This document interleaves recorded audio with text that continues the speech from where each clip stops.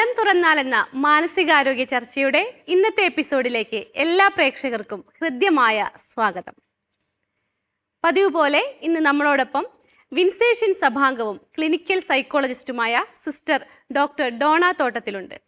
സിസ്റ്ററിനെ ഏറെ സ്നേഹത്തോടെ നമുക്ക് ചർച്ചയിലേക്ക് സ്വാഗതം ചെയ്യാം. സ്വാഗതം സിസ്റ്റർ. ഇന്ന് നമ്മളോടൊപ്പം മറ്റ് രണ്ട് വ്യക്തിത്വങ്ങൾ കൂടിയുണ്ട്. Advocate Jino Jose sir. സാറിനെയും ഏറെ സ്നേഹത്തോടെ ചർച്ചയിലേക്ക് സ്വാഗതം ചെയ്യുന്നു. സ്വാഗതം സർ. കൂടാതെ എഞ്ചിനീയറായി വർക്ക് ചെയ്യുന്ന റൂപ്സി മാമിനെയും ഏറെ സ്നേഹത്തോടെ ചർച്ചയിലേക്ക് സ്വാഗതം ചെയ്യുന്നു. സിസ്റ്റർ, കൗമാരപ്രായത്തിലെ കുട്ടികൾ അവർ ശാരീരികമായും മാനസികമായും ഒത്തിരിയേറെ സമ്മർദ്ദങ്ങൾ അനുഭവിക്കുന്നവരാണ്. ഈ ഒരു കാലഘട്ടത്തിലാണ് പ്രണയം എന്നുള്ളത് ഒരു വില്ലനായിട്ട് വരുന്നത്.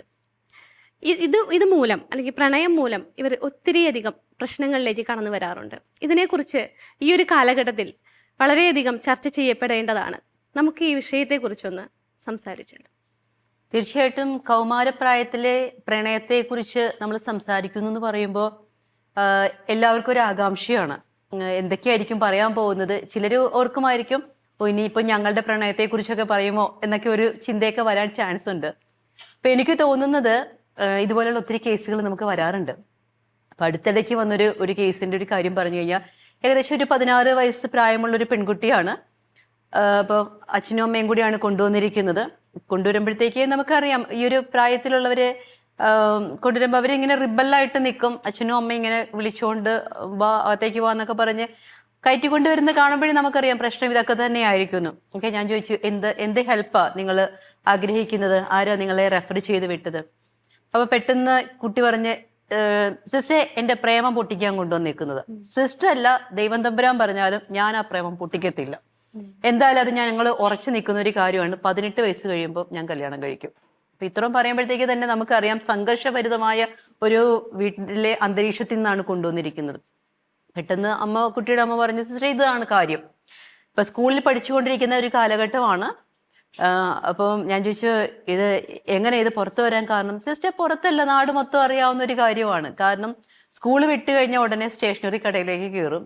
അവിടെ ഒരു അന്യ സംസ്ഥാനത്ത് നിന്ന് വന്നിരിക്കുന്ന ഒരു കുട്ടിയാണുള്ളത്. കുട്ടികളുടെ ഒരു യുവാവാണ്. അപ്പൊ അവനോട് ഒരു അടുപ്പം തോന്നുന്നു.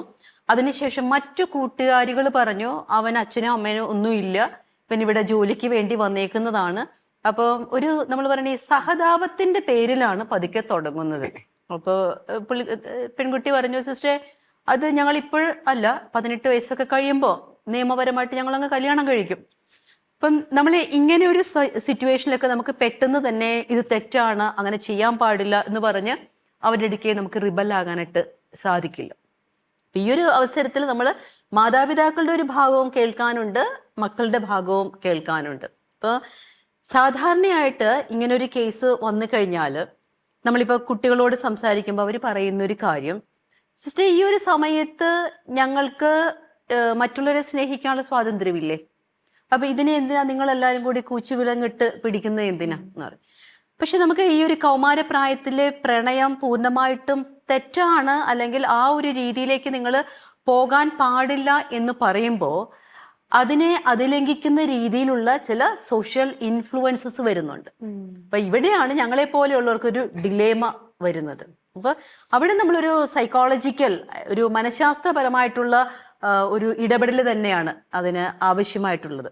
അപ്പൊ എനിക്ക് തോന്നുന്നത്, ചിലപ്പോൾ ഒരു അഡ്വക്കേറ്റ് ആയിട്ട്, വക്കീലായിട്ട് ജോലി സർവീസ് ചെയ്യുമ്പോഴത്തേക്കും സാറിനെ സംബന്ധിച്ചിടത്തോളം ഇതുപോലെയുള്ള കൗമാരപ്രായത്തിലെ കുട്ടികളുടെ പ്രണയം മൂലം ചിലപ്പോൾ അവർക്ക് തന്നെ പ്രശ്നങ്ങൾ, അല്ലെ കുടുംബത്തിൽ പ്രശ്നങ്ങളൊക്കെ വന്നതൊക്കെ ഒത്തിരിയേറെ കേസസ് കണ്ടു കാണാൻ ചാൻസസ് ഉണ്ട്.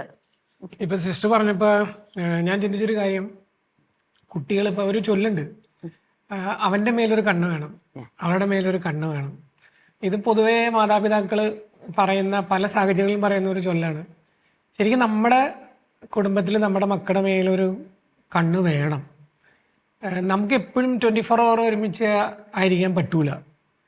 ഞാൻ ജോലിക്ക് പോവും, മക്കൾ പഠിക്കാൻ പോവും. പഠനം കഴിഞ്ഞ് വരുമ്പോൾ മക്കളുടെ കൂടെ പാരൻസ് ഉണ്ടാവണമെന്ന് നിർബന്ധമില്ല. കാരണം ജോലിക്ക് പോകുന്ന പാരൻസ് ആയിരിക്കാം, വൈകിയായിരിക്കും വരുന്നത്. പക്ഷേ പാരൻസിന് എപ്പോഴും ഒരു കണ്ണ് വേണമെന്ന് പറയാൻ കാരണം എപ്പോഴും ഒരു ശ്രദ്ധ വേണം. അവർ എവിടെ പോയി, എവിടെ നിൽക്കുന്നു, ക്ലാസ് കഴിഞ്ഞു, വീട്ടിൽ വന്നോ, പിന്നെ എന്താ ചെയ്യുന്നത്, അല്ലെങ്കിൽ അവൻ ഫ്രണ്ട്സിൻ്റെ അടുത്താണ്, ഏത് ഫ്രണ്ട്, അവിടെ എന്താ ചെയ്യുന്നത്, അല്ലെങ്കിൽ ഇന്ന് സ്കൂളിൽ നിന്ന് പപ്പ ഞാൻ ലേറ്റായിട്ട് വരുള്ളൂ, എനിക്ക് ഇന്ന ഒരു ആക്ടിവിറ്റി ഉണ്ടോ, ഞാൻ എപ്പോഴാണ് വരുന്നത്, ഇങ്ങനെയുള്ള കാര്യങ്ങൾ നമ്മൾ അറിയണം. നമുക്കിനി എന്തെങ്കിലും കൺഫ്യൂഷൻ ഉണ്ടെങ്കിൽ നമ്മൾ സ്കൂളിൽ വെരിഫൈ ചെയ്യണം, ട്യൂഷനെ പോകണം, ട്യൂഷൻ വെരിഫൈ ചെയ്യണം, എന്തെങ്കിലും ആക്ടിവിറ്റി ആണോ നമ്മൾ വെരിഫൈ ചെയ്യണം. എപ്പോഴും മക്കളെ എവിടെ പോകണു, എന്താ ചെയ്യണേന്ന് നമുക്കൊരു കണക്ഷൻ വേണം. നമ്മൾ ഇതൊന്നും ഇല്ലാതെ ആകുമ്പോഴാണ് ഇവർ എന്താ സംഭവിക്കണേന്ന് നമുക്ക് പിടുത്തമില്ല. ഇനി ഇവർ വല്ല റിലേഷൻഷിപ്പിലും പോയോ, കാരണം പല ഏജിലും പല കോംപ്ലിക്കേഷൻസുകളും വരുന്നുണ്ട്. ഇപ്പം ഞാൻ റീസെൻ്റായിട്ട് ഞാൻ കണ്ടൊരു ഇത് പറയാം. പോക്സോ കോടതി എന്ന് പറഞ്ഞു കഴിഞ്ഞാൽ 18 വയസ്സിന് താഴെയുള്ള കുട്ടികൾക്കിടെ മേൽ അല്ലെങ്കിൽ അവർ നടത്തുന്ന കുറ്റകൃത്യങ്ങളുമായി ബന്ധപ്പെട്ട് കേസുകൾ നടത്തുന്ന ഒരു കോടതിയാണ്. 18 വയസ്സിന് താഴെ സെക്ഷൽ റിലേഷനിൽ പെട്ട് കുഞ്ഞുങ്ങളായി കുട്ടീനെ കൊണ്ട് ജീവിക്കുന്ന ചില പെൺകുട്ടികളുണ്ട്. ഇപ്പം ഞാൻ ഈ റീസെൻ്റായിട്ട് കണ്ടൊരു കാര്യമാണ്. ആ കുട്ടി 16 വയസ്സിൽ ഗർഭിണിയാവുന്നു, കുഞ്ഞിനെ പ്രസവിക്കുന്നു, ആ കുഞ്ഞിനെയും കൊണ്ട് ആ കോടതിയിൽ വരുന്ന ഒരു സാഹചര്യം ഉണ്ടായി. കാരണം ആ കുഞ്ഞിനെ കൊന്നുകളയാതെ ആ കുഞ്ഞിനെ വളർത്തുന്ന ഒരു സിറ്റുവേഷൻ ഭയങ്കര ഒരു ദുഃഖപൂരിതമായ ഒരു അവസ്ഥയാണ്. അപ്പോൾ പ്രണയം എന്താണ്, പ്രണയത്തെ എങ്ങനെ നോക്കി കാണണം, പ്രണയം തെറ്റാണോ ശരിയാണോ, ഇത് നമ്മുടെ മക്കൾക്ക് ആര് പഠിപ്പിച്ചു കൊടുക്കും?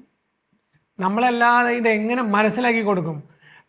ഈ ഒരു പെൺകുട്ടിയോട് വർത്താനം പറഞ്ഞാൽ, ഒരു ആൺകുട്ടിയോട് വർത്താനം പറഞ്ഞാൽ അത് റെസ്ട്രിക്റ്റ് ചെയ്യാൻ പാടില്ല.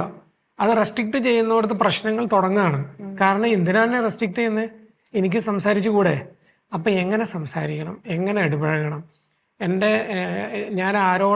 ഞാൻ എങ്ങനെ റെസ്പെക്റ്റ് ചെയ്യണം, ഇതാണ് നമ്മൾ അവരെ പഠിപ്പിക്കേണ്ടത്. ഇപ്പം നമുക്കറിയാം ദിനംപ്രതി കേസുകളുടെ എണ്ണം കൂടിക്കൊണ്ടിരിക്കുകയാണ്. പോക്സോ കോടതി എല്ലാ ജില്ലകളിലും താലൂക്കുകളിലും ഇങ്ങനെ വ്യാപിച്ചുകൊണ്ടിരിക്കുകയാണ്. കാരണം കുറ്റകൃത്യങ്ങൾ കൂടാണ്. 18 വയസ്സിന് താഴെയുള്ള കുട്ടികളാണ് ഈ പലതരത്തിലുള്ള കുറ്റകൃത്യങ്ങൾ പെടുന്നത്. അതിനകത്ത് സെക്ഷൽ ഒഫൻസുകൾക്ക് വേണ്ടിയിട്ടുള്ള ഒരു കോർട്ടാണ് ഈ പോക്സോ കോടതി. അപ്പോൾ അവിടെ ഏറ്റവും കൂടുതൽ കുട്ടികളാണ്.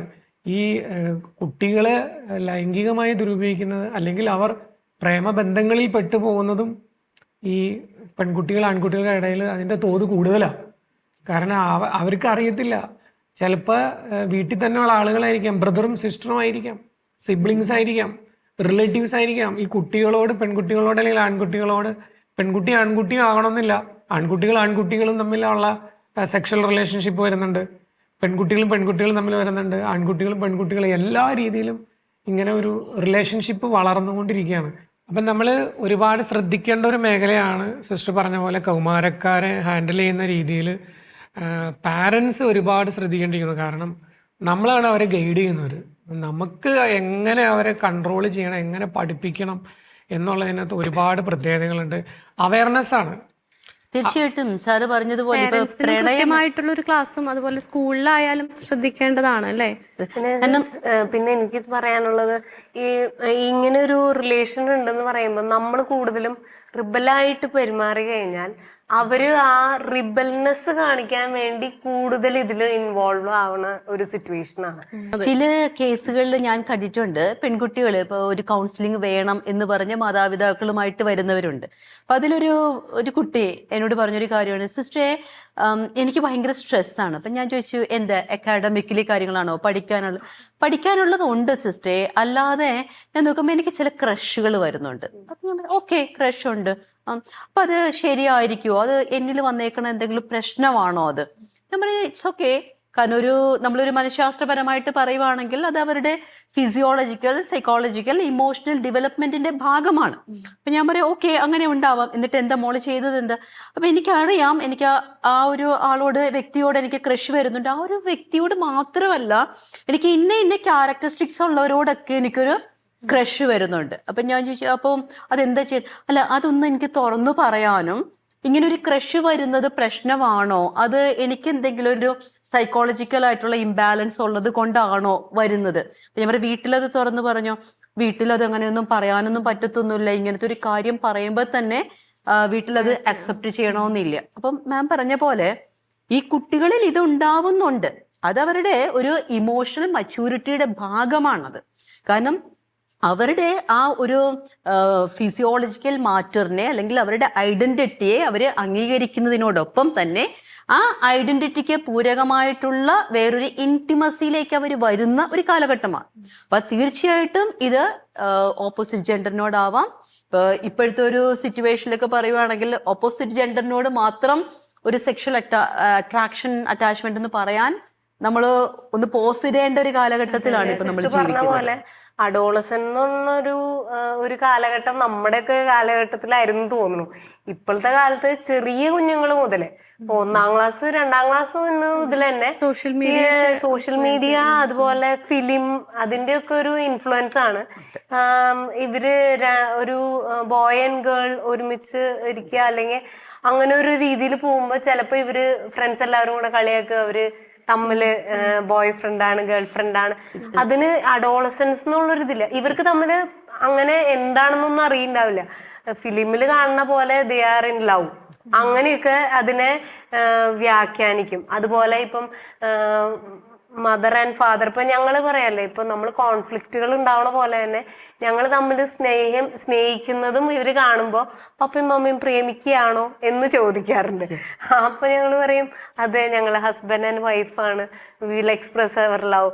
അപ്പം അവരുടെ അടുത്ത് അപ്പൊ പറയണം, മീൻസ് മാരേജിന്റെ എന്താണ് അതിൻ്റെ ഒരു വിശുദ്ധി, അതിൽ നിന്ന് എങ്ങനെയാണ് ഈ റിലേഷൻ കൊണ്ടുപോകേണ്ടത്, പ്രണയം എങ്ങനെയായിരിക്കണം എന്നുള്ളതെല്ലാം പഠിക്കേണ്ടത് മാതാപിതാക്കൾ തമ്മിലുള്ള സ്നേഹത്തിൽ നിന്ന് അവരുടെ റിലേഷൻഷിപ്പിൽ നിന്നായിരിക്കണം.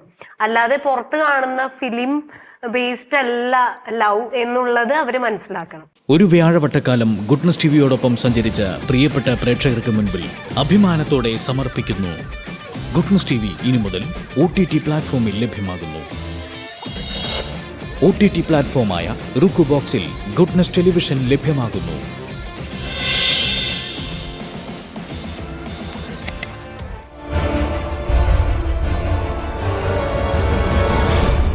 Goodness. Stay with God. ഈ സോഷ്യലി ആൻഡ് ഫാമിലി സിറ്റുവേഷനിലൊക്കെ ഇങ്ങനെയുള്ള കാര്യങ്ങൾ ഒരു തെറ്റായ രീതിയിൽ പ്രചാരം നേടുന്നുണ്ട്. അതായത് ഒരു 4ാം ക്ലാസ്സിൽ പഠിക്കുന്ന ഒരു കുട്ടി സ്കൂളിൽ പോകുന്നില്ല, സ്കൂളിൽ പോകാനായിട്ട് താല്പര്യമില്ല, കരച്ചില് കാര്യങ്ങളൊക്കെ വന്ന് നമ്മൾ ചോദിച്ചറിഞ്ഞപ്പോഴത്തേക്കുമാണ് ഇതുപോലെ തന്നെ ക്ലാസ്സിൽ പഠിക്കുന്ന ഒരു ആൺകുട്ടിക്ക് ഈ കുട്ടി നോട്ട്ബുക്ക് കൊടുത്തു, അവൻ അത് എഴുതി തിരിച്ചു കൊടുത്തു. ഇത് കണ്ട പിള്ളേര് ആ ഒരു ക്ലാസ്സിലെ തന്നെ മറ്റു കുട്ടികൾ പറയണത് ഇവര് സെറ്റാണ്. ഈ ഇപ്പോഴത്തെ ഒരു ടെർമിനോളജിയുടെ ഒരു കാര്യങ്ങൾ ഉണ്ട്, അവര് സെറ്റായിട്ടുണ്ട് കേട്ടോ. അപ്പൊ ഇത് പറഞ്ഞ് ഈ കുഞ്ഞിനെ കളിയാക്കുന്നു, കൊച്ചിന് പേടി. അപ്പൊ അതുകൊണ്ട് കുട്ടി പോകുന്നില്ല. അപ്പൊ ഇതെന്താണ്, അല്ലെങ്കിൽ ഇങ്ങനെ ഒരു ഇമോഷൻ വരുമ്പോൾ ഉണ്ടാകുന്ന മറ്റു വ്യത്യാസങ്ങൾ എന്താണ്, പ്രവർത്തികൾ എന്താണ്, ആക്ഷൻ എന്താണ് എന്നറിയുന്നതിന് മുൻപേ തന്നെ ഇതിനെയൊക്കെ പേര് വിളിച്ച് ഒരു തരം സ്റ്റിക്കർ ഒട്ടിച്ച് മാറ്റി നിർത്തുന്ന ഒരു രീതിയിലേക്കൊക്കെ ഇന്നത്തെ സമൂഹം കടന്നു വന്നിട്ടുണ്ട്. അപ്പൊ അത് കുട്ടികൾക്ക് ഒത്തിരി ബർഡൻ ആവുന്നുണ്ട്. ഇതുപോലെ തന്നെ ഇങ്ങനെ ഒരു നമ്മൾ പറയണേ, ഓക്കെ എനിക്കൊരു ഇൻഫാക്ച്വേഷൻ വരുന്നു, അല്ലെങ്കിൽ ഒരാളോട് ഒരു ക്രഷ് തോന്നുന്നു എന്ന് പറയുമ്പോൾ ഇതെന്റെ വളർച്ചയുടെ ഭാഗമാണ്. പക്ഷേ അതിലേക്ക് പോയി ആ ഒരു ജീവിത രീതിയിലേക്ക് ഞാൻ പോകാറായിട്ടില്ല, എനിക്കൊരു മച്യൂരിറ്റി ആയിട്ടില്ല എന്ന് മക്കളെ മനസ്സിലാക്കിക്കേണ്ട ഒരു അവയർനെസ് ആണ് നമ്മൾ കൊടുക്കേണ്ടത്. കാരണം ഈ ഒരു തോന്നൽ ഓക്കെയാണ്, കാരണം അത് അവരുടെ ഡെവലപ്മെന്റിന്റെ ഭാഗമാണ്. ആ തോന്നലിൽ വെച്ച് അവരെന്താണ് ചെയ്യുന്നത്. പലപ്പോഴും നമുക്ക് കിട്ടുന്ന ചില കേസുകളൊക്കെ ഇപ്പോൾ ബ്രേക്ക് ഡൗൺ ആയിട്ടുള്ള കേസുകൾ ഒത്തിരി നമ്മൾ ഹാൻഡിൽ ചെയ്യാറുണ്ട്. അപ്പൊ ഇതിൻ്റെ അകത്തൊക്കെ വരുന്നതെന്ന് വെച്ച് കഴിഞ്ഞാൽ ഇവര് തമ്മിൽ കുറച്ച് നാളത്തെ മാത്രമേ പരിചയമേ കാണത്തുള്ളൂ. ഇതിന്റെ ഇടയ്ക്ക് ആ മെസ്സേജായി ഈ മെസ്സേജായി ഇവര് ഒരു ഹൈ എക്സ്പെക്ടേഷൻ കൊടുക്കുകയാണ്. ഒരാളെ സംബന്ധിച്ചിടത്തോളം അത് തമാശയായിരിക്കും. ഓക്കെ, ഒരു ദിവസം ഇപ്പോ ചില കുട്ടികൾ പറയാറുണ്ട്, സിസ്റ്റർ ഇവൻ സെറ്റാക്കി എടുത്തിട്ടുണ്ട് കേട്ടോ. ഈ സ്കൂളിലൊക്കെ നമ്മൾ ക്ലാസ്സുകൾക്കൊക്കെ പോകുമ്പോഴത്തേക്ക് എങ്ങനെയുണ്ട്, എന്തുണ്ട് വിശേഷമൊക്കെ, സിസ്റ്റർ ഇവൻ ഭയങ്കര ഹാപ്പിയാ, കാരണം ഇവൻ സെറ്റായി. വേറെ ആരുടെയെങ്കിലും ഒക്കെ ഇവള് ഓക്കെ ആയി കേട്ടോ സിസ്റ്റർ, ഇവള് ഒരുമാതിരി അറേഞ്ച്ഡ് ആയി. അപ്പൊ നമ്മൾ ഓർക്ക് ഇതെന്താ ഈ അറേഞ്ച്ഡ് ആയി സെറ്റായി എന്നൊക്കെ പറയുമ്പോൾ, അപ്പൊ ഇതിൽ തന്നെ രണ്ട് വ്യക്തികൾ തമ്മിൽ ഉണ്ടാകുന്ന ഈ ഒരു കണക്ഷനും ഒരേ രീതിയിലുള്ള ഒരു ഇന്റിമസിയോ അതിനുള്ള ഒരു വേവ് ലെന്തോ ഇവർക്ക് ഉണ്ടാകണമെന്നില്ല. ചിലര് ചുമ്മാതെ ചില കുട്ടികൾ പറഞ്ഞ് സിസ്റ്റർ ഞാനേ അവള് സെറ്റാകുമോ എന്ന് അറിയാൻ വേണ്ടിയിട്ട് ഒന്ന് നോക്കിയതാണ്. അവള് സെറ്റായി. അത് കഴിഞ്ഞപ്പോ ഞാൻ പറഞ്ഞു പറ്റത്തില്ല എന്ന് പറഞ്ഞു. അപ്പോഴത്തേക്ക് അവള് കരച്ചിലായി, പ്രശ്നമായി. ചില സൂയിസൈഡൽ അറ്റംപ്റ്റ് വരെകളൊക്കെ നടത്തിയിട്ട് കൊണ്ടുവരാറുണ്ട്. കാരണം അവർക്ക് താങ്ങാൻ പറ്റുന്നില്ല. അപ്പൊ ഈ ഒരു പ്രായത്തില് ഇതുപോലെയുള്ള സെക്ഷൽ ഇന്റിമസികള് അല്ലെങ്കിൽ ഒരു റൊമാൻറ്റിക് അഫെയറുകള് നമ്മുടെ ജീവിതത്തിൽ നമ്മുടെ സ്വഭാവത്തിൽ വരുത്തുന്ന മാറ്റങ്ങളെ കുറിച്ച്, ആ മാറ്റത്തിന്റെ ഒരു ഷോർട്ട് ടൈം ലോങ് ടൈം ഇഫക്റ്റിനെ കുറിച്ചാണ് നമ്മൾ പറഞ്ഞു കൊടുക്കേണ്ടത്. അപ്പം ഇതിൻ്റെ അകത്തൊരു തെറ്റ് ശരി എന്നതിനേക്കാൾ ഉപരി ഇത് എൻ്റെ ജീവിതത്തെ എങ്ങനെ ബാധിക്കും, അപ്പൊ അത് വളരെ പ്രധാനപ്പെട്ട ഒരു കാര്യമാണ്. നമ്മൾ ചില കേസുകളൊക്കെ കേട്ടിട്ടില്ലേ, ഒരാള് ആ ഒരു റിലേഷൻഷിപ്പിൽ നിന്ന് പിൻവാങ്ങുന്നു, മറ്റേയാൾ അയാളെ ഉപദ്രവിക്കാനായിട്ട് ചെല്ലുന്നു. ആസിഡ് അറ്റാക്കുകൾ പോലെയുള്ള കാര്യങ്ങളൊക്കെ നമ്മൾ കാണുന്നത് ഇതുപോലെയുള്ള അവസ്ഥകളിലാണ്. അപ്പോൾ കുഞ്ഞുങ്ങള് അവരുടെ ജീവിതത്തിന്റെ ലക്ഷ്യം എന്താണെന്നോ അല്ലെങ്കിൽ ജീവിതത്തിൽ ഏതൊക്കെ മാർഗങ്ങൾ അവർ സ്വീകരിക്കണമെന്നോ ഒക്കെ മനസ്സിലാക്കുന്നതിന് മുൻപേ തന്നെ ഇതുപോലെയുള്ള പ്രണയബന്ധങ്ങളിലേക്ക് കയറി ചെന്നു കഴിഞ്ഞാൽ അവര് അപക്വമായിട്ടുള്ള രീതിയിലായിരിക്കും പിന്നീട് പെരുമാറുന്നത്. കൗമാരപ്രായത്തിലെ കുട്ടികള് പ്രത്യേകിച്ച് അവര് അംഗീകാരങ്ങൾ ആഗ്രഹിക്കുന്ന കുട്ടികളാണ്. അത് വീട്ടിലുള്ളൊന്ന് കിട്ടാതെ വരുമ്പോഴാണെന്ന് തോന്നുന്നു ഇവര് പുറത്തേക്ക് അന്വേഷിക്കുന്നത്. അവര് പെട്ടെന്ന് എല്ലാ കാര്യങ്ങളും നമ്മളുടെ അടുത്ത് ഷെയർ ചെയ്യണമെന്നില്ല.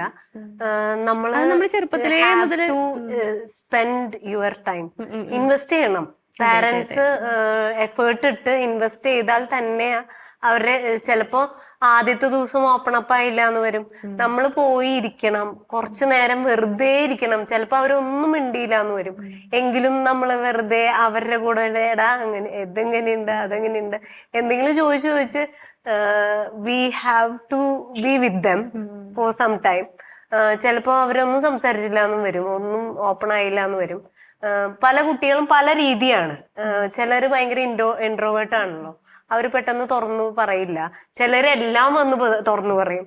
അപ്പൊ ഈ കുഞ്ഞുങ്ങളുടെ കൂടെ കുറച്ചു നേരം ഇരുന്നേ പറ്റുള്ളൂ. ഇരുന്നാലേ തുടങ്ങണം അല്ലെ, കൗമാരപ്രായത്തിലല്ല തുടങ്ങണ്ടത്. ചെറുപ്പം തൊട്ടേ അവർക്ക് ഒരു ഓപ്പൺനെസ് നമ്മുടെ അടുത്ത് ഫീൽ ചെയ്യണം. സെക്ഷുവൽ എഡ്യൂക്കേഷനെ കുറിച്ച് അത് ആദ്യം നമ്മളുടെ അടുത്തുനിന്ന് കേൾക്കുന്നതായിരിക്കും ഏറ്റവും സേഫ്.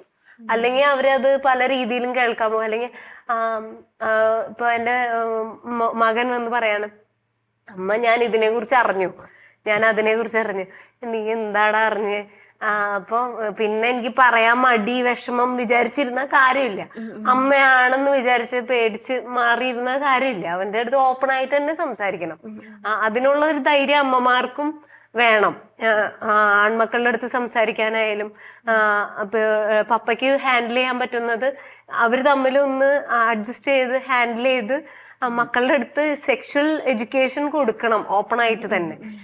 എന്നാൽ മാത്രമേ അവർ വേറൊരു സോഴ്സിലേക്ക് അന്വേഷിച്ചു പോകാതെ നമ്മളുടെ അടുത്ത് തന്നെ എല്ലാ കാര്യങ്ങളും അറിയാൻ ശ്രമിക്കുകയുള്ളൂ. അപ്പൊ ഇതില് നമ്മൾ പ്രധാനപ്പെട്ട ഒരു കാര്യം എന്ന് വെച്ച് കഴിഞ്ഞാൽ ഒരു മച്യൂറായിട്ടുള്ള, പ്രത്യേകിച്ച് മാതാപിതാക്കളിൽ നിന്നും മുതിർന്നവരിൽ നിന്നും ഒരു മച്യൂറായിട്ടുള്ള ഒരു ഒപ്പീനിയൻ ഇവർക്ക് കൊടുക്കേണ്ടതായിട്ടുണ്ട്. കാരണം നമ്മൾ സമ്മതിക്കുക, ഈ ഒരു പ്രായത്തിൽ അവർക്ക് തോന്നുന്ന അവരുടെ ഡെവലപ്മെന്റിന്റെ ഒരു ഭാഗമാണ്. ഇവരുടെ ശരീരം വളരുന്നത് പോലെ, ഹോർമോണൽ ചേഞ്ചസ് വരുന്നത് പോലെ, അവരുടെ ബ്രെയിനിലെ മച്യൂരിറ്റി വരുന്നത് പോലെ തന്നെ ഉള്ള ഒരു ഇന്റിമസി അവരുടെ ഒരു നീഡാണ്.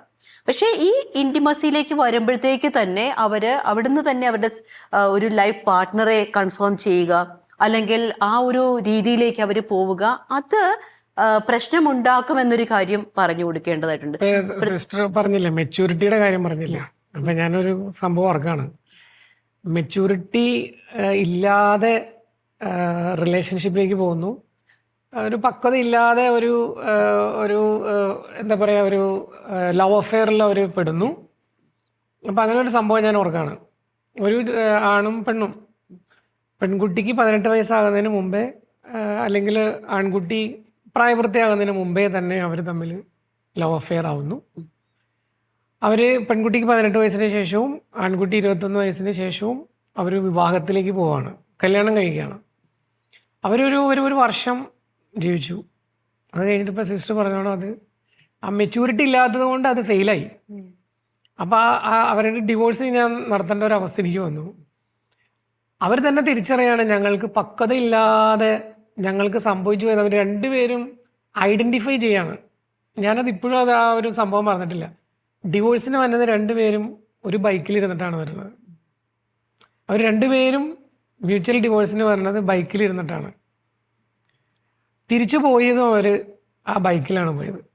അവർ കറങ്ങാനാണ് പോയത്. അവർ ഫ്രണ്ട്സായിട്ട് ജീവിക്കാം, പക്വതയില്ലാതെ സംഭവിച്ചു പോയതാണ്. ഇങ്ങനെയും കാണുന്ന കുറേ ആളുകളുണ്ട്. ഫ്രണ്ട്ലി മനസ്സിലാക്കി ഒരുമിച്ച് പോകാൻ പറ്റാത്ത ഫെയിലുവറായിട്ട് പോകുന്ന സിറ്റുവേഷൻ. ഗൈഡൻസ് ചെയ്യാൻ ആരുമില്ല അവരെ. ഇത് പറഞ്ഞു തരാൻ ആരും ഉണ്ടായില്ല. അപ്പം നമ്മുടെ മക്കളെ ഗൈഡ് ചെയ്യേണ്ട ഉത്തരവാദിത്വം നമുക്കാ. അപ്പം നമ്മൾ അവരെ ഗൈഡ് ചെയ്യണമെങ്കിൽ നമുക്ക് അവരെ അറിയാൻ പറ്റണം. അവർക്ക് നമ്മളോട് സംസാരിക്കാനുള്ള സാഹചര്യം നമ്മൾ ഉണ്ടാക്കണം. ശരി തെറ്റുകളും ജീവിതത്തിലെ ഓരോ അനുഭവങ്ങളും പങ്കുവയ്ക്കാനും ഓരോ വേദികളുണ്ടാവും. അവിടെ തിരുത്തപ്പെടാൻ പറ്റുള്ളൂ. സാറ് പറഞ്ഞത് വളരെ പൂർണ്ണമായിട്ട് ഞാൻ യോജിക്കുവാണ്. കാരണം നമുക്ക് വന്നൊരു കേസിൽ അവർ സംസാരിച്ചതിന് ശേഷം എന്നോട് പറഞ്ഞതാ, സിസ്റ്റർ ഇതേപോലെ സോഷ്യൽ മീഡിയയിൽ മാനസികാരോഗ്യ ചർച്ചകളുമായിട്ടൊക്കെ പോകുന്നതല്ല, ഞങ്ങളുടെ കാര്യം വേണമെങ്കിൽ പറഞ്ഞോ. കാരണം 6 വർഷത്തോളം പ്രണയിച്ചു നടന്നു. അത് ഈ പ്രണയം തുടങ്ങിയത് എപ്പോഴാന്ന് ചോദിച്ചാൽ 7ാം ക്ലാസ്സിൽ പഠിക്കുമ്പോഴത്തേക്കുമാണ് പ്രണയം തുടങ്ങുന്നത്. അപ്പൊ അവര് പറഞ്ഞത് വേറെ കൂട്ടുകാരുടെ ഇൻഫ്ലുവൻസ് കൊണ്ട് ഞങ്ങൾ സെറ്റായതാ സിസ്റ്റർ.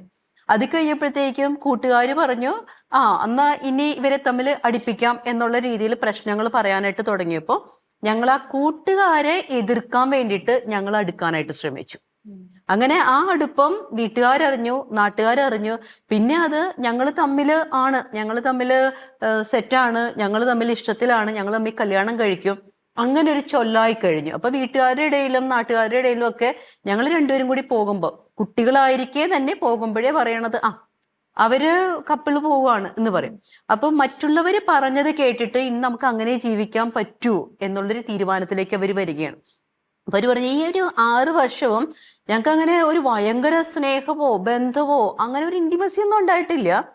പക്ഷേ മറ്റുള്ളവരെ കാണുകയെ ഞങ്ങൾ തോറ്റു കൊടുക്കരുത്, ഞങ്ങൾ ഒരാളെ മറ്റൊരാൾക്ക് വിട്ടുകൊടുക്കരുത്. അപ്പൊ ഒരു വാശിപ്പുറത്താണ് ഇവരുടെ ഒരു കല്യാണം നടക്കുന്നത്. കല്യാണം നടന്ന് 6 മാസം പോലും ആകുന്നതിന് മുൻപേ തന്നെ സാറ് പറഞ്ഞ പോലെ ഇവരൊരു മ്യൂച്വൽ ഡിവോഴ്സിന് വേണ്ടിയിട്ട് പോവുകയാണ്. അപ്പോഴാണ് അവരോട് പറഞ്ഞു, ഒരു കൗൺസിലിംഗ് കൂടി ചെയ്തിട്ട് വാ. അപ്പൊ അവർ പറഞ്ഞു, സിസ്റ്റർ ഞങ്ങള് എത്ര കൗൺസിലിംഗ് ചെയ്താലും ഞങ്ങൾ ഒരുമിച്ച് പോകാൻ പറ്റുന്ന രീതിയിലല്ല ഞങ്ങളുടെ ക്യാരക്ടറിസ്റ്റിക്സ്, ഞങ്ങളുടെ പേഴ്സണാലിറ്റി രണ്ടാണ്. പിന്നെ ഇതിൻ്റെ അകത്ത് വന്നിരിക്കുന്ന കുറച്ച് ഇമോഷണൽ ബോണ്ടേജസ് ഞങ്ങൾക്ക് വന്നിട്ടുണ്ട്. അപ്പൊ വേറൊരാളുടെ ഇമോഷൻസ് മുഴുവൻ, അയാളുടെ ദേഷ്യവും അരിശവും സങ്കടവും മുഴുവനും എന്നിലേക്ക് തീർക്കുന്നു, എൻ്റെ അരിശവും എല്ലാം മറ്റൊരാളിലേക്കും കൊടുക്കുന്നു. അപ്പൊ ശരിക്കും ഞങ്ങള് 2 വ്യക്തിത്വങ്ങളായിട്ട് വളർന്നിട്ടില്ല. അപ്പൊ ഈ തീരെ കുഞ്ഞു പ്രായത്തിലെ തന്നെ ഇവരില് നമ്മൾ പറയുന്ന ഒരു ഡിഫ്യൂസ് പേഴ്സണാലിറ്റിയിലേക്ക് വരികയാണ്. അതായത് ഒരാള് പറയുന്ന കാര്യം മറ്റൊരാൾ ചെയ്യുന്നു, മറ്റൊരാള് നിർബന്ധിക്കുന്ന കാര്യം വേറൊരാൾ ചെയ്യുന്നു. പക്ഷെ ഇവർക്കൊരു തനതായ വ്യക്തിത്വത്തിലേക്ക് വരുന്നില്ല. അപ്പൊ അങ്ങനെ വരാത്തവര് തമ്മില് ഒരു വിവാഹ ജീവിതത്തിലേക്ക് വന്ന് കുടുംബജീവിതം നയിക്കാനായിട്ട് ബുദ്ധിമുട്ടുണ്ടാവും. അപ്പൊ അവിടെയൊക്കെ നമ്മൾ ഓർക്കേണ്ട ഒരു കാര്യം, ഈ കൗമാരപ്രായത്തിൽ പല അഡ്വഞ്ചറസ് കാര്യങ്ങൾ നമുക്ക് തോന്നും. അങ്ങനെ ചെയ്തേക്കാം, ഇങ്ങനെ ചെയ്തേക്കാം. ഇത് നോക്കിക്കേ, പല റോഡ് അപകടങ്ങളിലും ഈ കൗമാരപ്രായക്കാര് ഒരു ലൈസൻസ് പോലും എടുക്കുന്നതിന് മുൻപേ ഡ്രൈവ് ചെയ്ത് വണ്ടിയിലിരുത്തി എൻ്റെ ആളെയും കൊണ്ട് ഞാൻ പോയി എന്നൊക്കെയുള്ളൊരു സോക്കോൾഡ് നമ്മൾ പറയും ഒരു സോഷ്യൽ സ്റ്റാറ്റസിന് വേണ്ടിയിട്ട് ചെയ്യുന്നു പറയും. എത്ര ജീവനാ പൊലിയുന്നത്. അതുപോലെ തന്നെ ഇവര് തന്നെ ചെന്ന് ചാടുന്ന പല ചതിക്കുഴികളും ഉണ്ട്. കാരണം ഈ കുട്ടികളായിരിക്കെ ഇവർക്ക് പല സമയങ്ങളിലും ഇവർക്ക് ഒരിടത്ത് പോയി ഇവരുടെ ഇൻഡിപെൻഡന്റ് ആയിട്ടുള്ള ഒരു ഐഡന്റിറ്റി കാർഡ് കാണിച്ചൊന്നും ഒരിടത്ത് പോയി ഇരിക്കാൻ പറ്റില്ല. അപ്പൊ ഇവരെന്ത് ചെയ്യും, ഇതിന് കുറച്ച് മുതിർന്നവരെ കൂട്ടുപിടിക്കും. അപ്പം ഒരു വലയത്തിലേക്ക് ഇവർ ചെന്ന് വീഴുകയാണ്. ഈ വലയത്തിലുള്ളവരെന്താണ് ചെയ്യുന്നത്, ഈ കുട്ടികളെ ശരിക്കും മിസ്യൂസ് ചെയ്യുന്നുണ്ട്.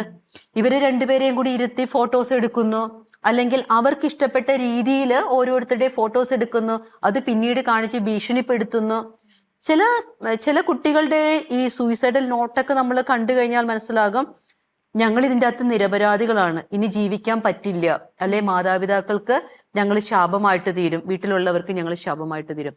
കാരണം ഈ ഒരു മെച്യൂരിറ്റിയിലേക്ക് വരുന്നതിന് മുൻപേ തന്നെ ഇതുപോലെ അവരുടെ ജീവിത പങ്കാളി എന്നുള്ള രീതിയിലൊക്കെ ഉള്ള ഒരു പ്രവർത്തനത്തിലേക്കും കാര്യങ്ങളിലേക്കൊക്കെ ഇവർ പോകുന്നുണ്ട്. അപ്പൊ നമ്മുടെ മക്കൾ മനസ്സിലാക്കേണ്ട ഒരു കാര്യം, തീർച്ചയായിട്ടും ഒരു മനുഷ്യ വ്യക്തിക്ക് അയാളുടെ ജീവിത പങ്കാളിയെ ആവശ്യമാണ് ജീവിതം മുന്നോട്ട് പോകാനായിട്ട്.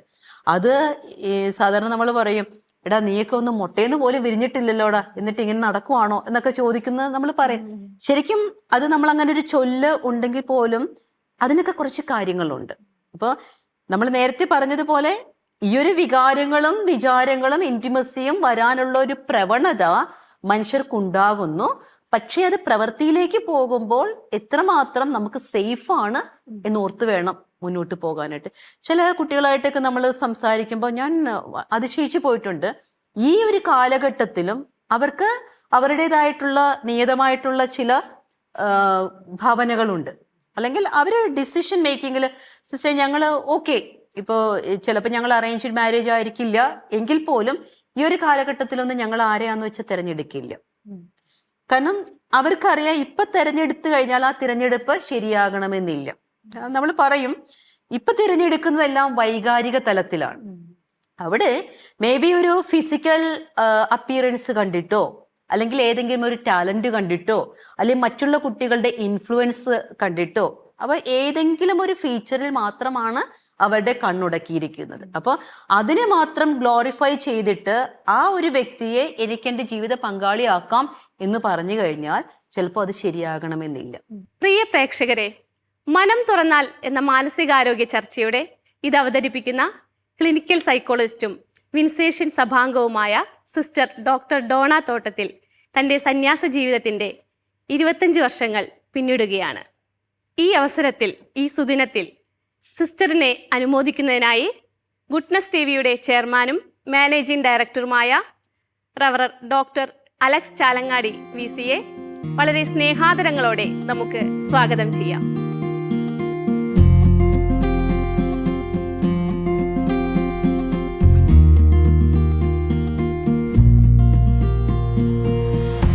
ഈ സുദിനത്തിൽ 2 വാക്ക് സംസാരിക്കാൻ. ഒത്തിരി സന്തോഷത്തിൻ്റെ നിമിഷമാണിത്. നമുക്കൊക്കെ വളരെ സുപരിചിതയായ reverend doctor sister Dona SCV, അദ്ദേഹത്തിൻ്റെ സന്യാസ സമർപ്പിത ജീവിതത്തിൻ്റെ 25 വർഷങ്ങൾ പിന്നിടുമ്പോൾ തീർച്ചയായും നമുക്ക് അഭിമാനമുണ്ട്, സന്തോഷമുണ്ട്. 2000 ജൂബിലി വർഷത്തിലാണ് സമർപ്പിത ജീവിതത്തിലേക്ക് പ്രവേശിച്ചത്. 2025 മറ്റൊരു ജൂബിലി അവസരത്തിൽ സന്യാസ സമർപ്പിത ജീവിതത്തിൻ്റെ രജത ജൂബിലിയുടെ നിറവിൽ ആകുക എന്നുള്ളത് മഹാഭാഗ്യമാണ്. ഗുഡ്നസ് TV പ്രേക്ഷകരെ സംബന്ധിച്ചിടത്തോളം വളരെ സുപരിചിതയാണ് സിസ്റ്റർ. മാനസിക ആരോഗ്യ ചർച്ച മനം തുറന്നാൽ എന്ന പ്രോഗ്രാമിലൂടെ നമ്മുടെ മുമ്പിൽ കടന്നു വരികയും നമ്മുടെ ഓരോരുത്തരുടെയും വ്യക്തിപരമായ ചില പ്രശ്നങ്ങൾ സിസ്റ്റർ കൈകാര്യം ചെയ്യുകയും ചെയ്തിട്ടുണ്ട്. ഗുഡ്നസ് TVയിൽ പല ഫോണുകൾ ഇതിനിടയിൽ വന്നിട്ടുണ്ട്. സിസ്റ്ററിൻ്റെ നമ്പർ വേണം, സിസ്റ്ററിനെ കോണ്ടാക്ട് ചെയ്യണം, അല്ലെങ്കിൽ സിസ്റ്റർ പറഞ്ഞ ഈ കാര്യം ഞങ്ങളുടെ ജീവിതത്തെക്കുറിച്ചാണ്, ഇതിനെക്കുറിച്ച് കൂടുതൽ അറിയുവാൻ ഞങ്ങൾക്ക് ആഗ്രഹമുണ്ട്, ഇത് ഞങ്ങളുടെ പ്രശ്നമാണ്, ഞങ്ങൾക്കിതൊരു വലിയ പരിഹാരമായിരുന്നു, ഞങ്ങൾക്ക് വലിയ ആശ്വാസമായിരുന്നു എന്നിങ്ങനെ പലതരത്തിലുള്ള ഫീഡ്ബാക്കുകൾ ഗുഡ്നസ് TVയിൽ പലപ്പോഴും ലഭിക്കാറുണ്ട്. തീർച്ചയായും വളരെയധികം അഭിമാനമുണ്ട്. സിസ്റ്ററിൻ്റെ ഈ രജത ജൂബിലി അവസരത്തിൽ 25 വർഷം സന്യാസ സമർപ്പിത ജീവിതത്തിൽ പിന്നിടുമ്പോൾ ഗുഡ്നസ് TVയുടെ എല്ലാ പ്രേക്ഷകരുടെ പേരിലും, ഗുഡ്നസ് TVയുടെ എല്ലാ സ്റ്റാഫുകളുടെ പേരിലും സന്യാസ സമർപ്പിത ജീവിതത്തിൻ്റെ രജത ജൂബിലിയുടെ മംഗളങ്ങൾ ഒത്തിരി സ്നേഹത്തോടുകൂടെ ആശംസിക്കുന്നു. മറ്റൊരു സന്തോഷം കൂടി എനിക്കുണ്ട്. സിസ്റ്റർ ഡോണ എൻ്റെ സഹോദരിയുടെ മകൾ കൂടിയാണ്. അങ്ങനെ ഒരു ബന്ധം കൂടി എനിക്കുണ്ട്. ഈ അവസരത്തിൽ അതിൻ്റെ സന്തോഷം കൂടി ഞാൻ അറിയിക്കുകയാണ്. ഗുഡ്നസ് TVയുടെ എല്ലാ പ്രേക്ഷകരുടെ പേരിലും സന്യാസ സമർപ്പിത ജീവിതത്തിൻ്റെ രജത ജൂബിലി ആഘോഷിക്കുന്ന സിസ്റ്റർ ഡോണയ്ക്ക് എല്ലാവിധ മംഗളങ്ങളും.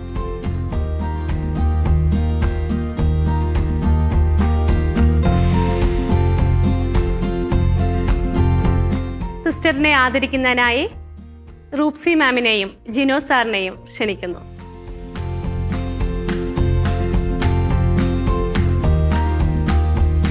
സന്യാസ സമർപ്പിത ജീവിതത്തിൻ്റെ 25 വർഷങ്ങൾ പിന്നിടുന്ന സിസ്റ്റർ ആ മധുരം പങ്കുവയ്ക്കുന്നതിനായി ഇപ്പോൾ കേക്ക് മുറിക്കുന്നു.